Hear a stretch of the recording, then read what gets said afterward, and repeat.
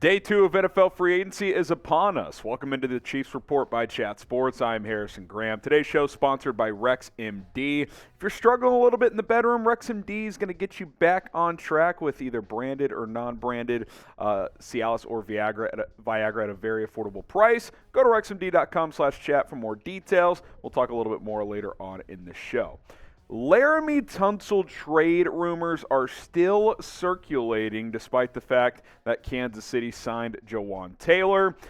Could the Chiefs also add Laremy Tunsil to this offensive line? It's very interesting to think about when you really do think about it. You look at this quote from Aaron Wilson, who's covered the Texans and the NFL closely from Houston. He was on KPRC in Houston. He says, "It's more than rumors, but that doesn't mean there will be an actual deal. The two sides have spoken. Brett Veach and Nick Caserio have had conversations. Whether it culminates in a deal, I don't know, but they've had those conversations." I'll be honest, the Chiefs' O-line would be unreal with Laremy Tunsil if they added him to the mix. I mean, you would basically have the approach of, Mahomes, we're going to give you all the time in the world to throw, and let's go score 35 points a game. I mean, that would be just ridiculous. Right now, if the Chiefs played a game tomorrow, this is what they would line up on their offensive line. Apparently, they signed Jawaan Taylor and plan to play him at left tackle. Obviously, they've signed him, but the plan is to play him at left tackle for now. You'd go Taylor, Tooney, Humphrey, Smith, and Niang from left to right. Report out there that the Chiefs like Lucas Niang. They think he can be their starter at right tackle. But if you were to go out and trade for Laremy Tunsil, look at how good this could be. I mean, you could go Tunsil and Taylor at your two tackle spots, Tooney, Humphrey, and Smith in the interior. I mean, I like Orlando Brown. I like Andrew Wiley, but this would be the best O-line in football. I don't think there's any doubt about that, at least on paper. It would take, a little bit of time, chemistry to get these five guys together, but that would be ridiculous if you were able to pull this off. Now, obviously, trading for Tunsil wouldn't be cheap. He's got a heavy price tag. You probably have to sign him to a massive extension. But Brett Veach is a wizard. He's a damn good GM, and he's always looking for creative ways to improve this football team. And we know one thing for sure. He's very aggressive. He is not afraid to make a trade, and the Chiefs have a lot of draft picks to make said trade if they want to do just that. So should the Chiefs trade for Laremy Tunsil? What do you guys think? Type T for trade or P for pass. Get your votes down in the comment section below. T for trade or P for pass. This will be the ad break on YouTube, so go reply to our pinned comment with a T for trade or P for pass.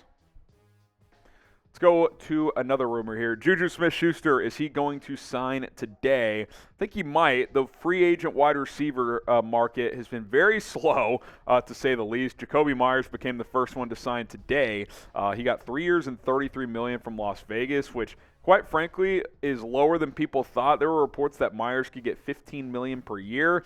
I think what that tells me is teams around the league right now don't value these free agent receivers. They just don't. I'm not saying JuJu can't get a decent deal, but there's not many out there that are going to get a lot. That could probably apply to McCole Hardman as well. Like, what is McCole Hardman going to get out on the open market? If you're JuJu, you might just say, hey, if the Chiefs are offering me like 13, 14 million per year, I might just take it because I don't know if I'm going to get that elsewhere. We'll talk a little bit more about this in a minute, but this wide receiver market compared to last year, by the way, tale of two off seasons. Last year the market was hot. This year, not even close. All right, today's show sponsored by RexMD. Fellas, are you struggling a bit in the bedroom these days? It's okay if you're lacking that confidence. We've all had those nights where we get a little nervous or have had too much to drink. There's certainly nothing worse than not being able to put the stick shift in drive when you need it most, but have no fear. RexMD is here. RexMD is FDA approved and the most trusted leader in men's telehealth. They have sponsored today's Chiefs Report to help you always be prepared. RexMD has made it simple, easy, and cost-effective to help all of the men out there last longer and feel more confident in the bedroom. RexMD makes getting generic and branded Viagra or Cialis easy. Everything is online, even the prescription, and they deliver it directly to your door. No waiting rooms, no embarrassing trips to the doctor, no insurance, and no copays. So take advantage of the best deal they've ever offered and save up to 90% off and only pay $2 per dosage. With our exclusive link, go to rexmd.com/chat for this limited time deal. It's rexmd.com/chat. FDA approved men's leader in telehealth. Go check it out, rexmd.com/chat. Get that confidence back in the bedroom. You'll never feel better. rexmd.com/chat. Link in the comments and the description. So back to JuJu. I think JuJu's a better player than Jakobi Meyers, so I think he's going to at least command what Meyers got in terms of $11 million per year. Now, will a team commit to JuJu for 3 years? He's had some injury problems in the past. You might get him at a reasonable cost. Like, I would take, like, he got 3 for 33, Meyers. 3 for 40 for JuJu? I would do that if I'm the Chiefs. Keeps him under $14 million per year. You have him under control for a couple of seasons. That's something I would definitely do. I've said all along, I wouldn't pay JuJu $20 million. If he gets that out there, I'd probably just let him go. But if you can get him at under $15 million per year on a 2 or 3 year deal, that makes sense to me. Him and Patrick Mahomes seem to gel pretty well. I would certainly be open to doing just that. Now, will JuJu be back in 2023? Type Y for yes or type N for no. What do you guys think? Will he return to Kansas City in 2023? Y for yes or N for no. Make sure you guys subscribe to the Chiefs Report. Free agency is heating up. There's a lot of big names still out there, a lot of moves certainly still to come for the Chiefs. So we'll cover it all here on this channel. Hit that sub button, turn on that notification bell. We'll go live at some point during free agency, so be on the lookout for that. We're going to have you guys cover with the latest Chiefs news and rumors. Let's hit a news item from last night. I put out a YouTube short about this, gave my initial thoughts, but I'll expand here. The Chiefs have re-signed defensive lineman Tershawn Wharton, who was a UDFA back in 2020, surprisingly made the team, and became a nice rotation defensive lineman for this football team. 1 year, $2 million deal. Only played in 5 games last year due to tearing his ACL in October, but I like Wharton being back in the fold. He's about 280 pounds. He's got that versatility. He can play at defensive tackle, can put him on the edge as well.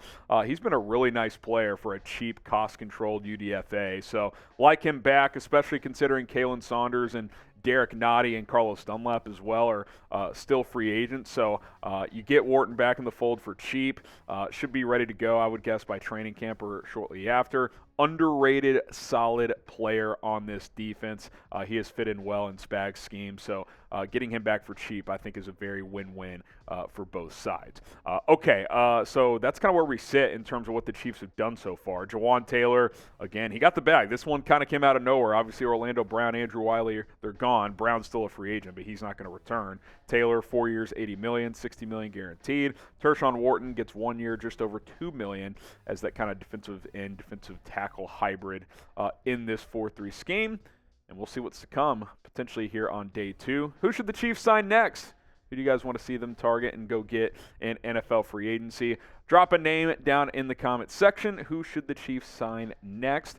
And again, we will have you covered here on the channel. You can also follow me on Twitter for more Chiefs and NFL free agency updates at HGramNFL. We'll keep you guys in the loop with everything surrounding the Chiefs and NFL free agency over there. So appreciate the support. We'll see you soon here on the Chiefs Report.